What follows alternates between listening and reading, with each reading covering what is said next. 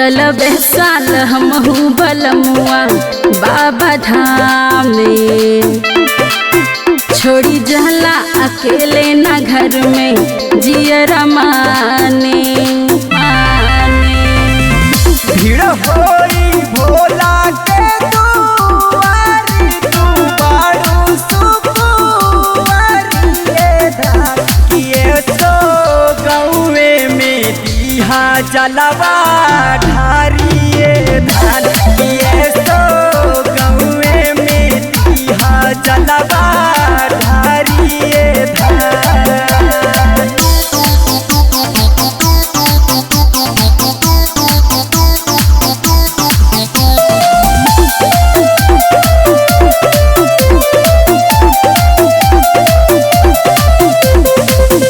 कैसे तू बोला चल के जयबुनु हो थकी जयबुनु हो,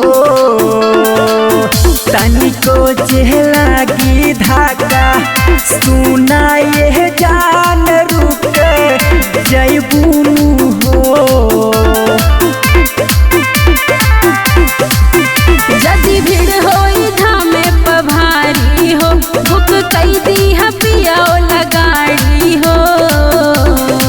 सुना सुना भूखल बाड़ू तू सुमारी पिया लागे भरिए धान किए सो गौवे में दीहा जलवा ढारिए धान किए सो गौवे में दीहा जलवा ढारिए धान।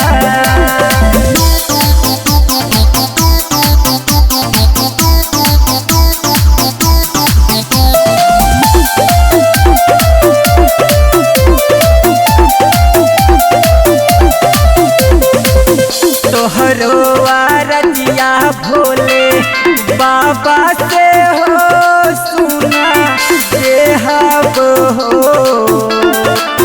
प्रसादी देवा घर से तोहरा ला लिया देहब हो। सुना राजू मिथुन मन सतोड़ा हो, रेडी हो तानी तानी अगोरा हो। जिद नाही कारा ऐसे प्यारी गाए हसल तारिए धान किए सो गौवे में दीहा जलवा ढारिए धान किए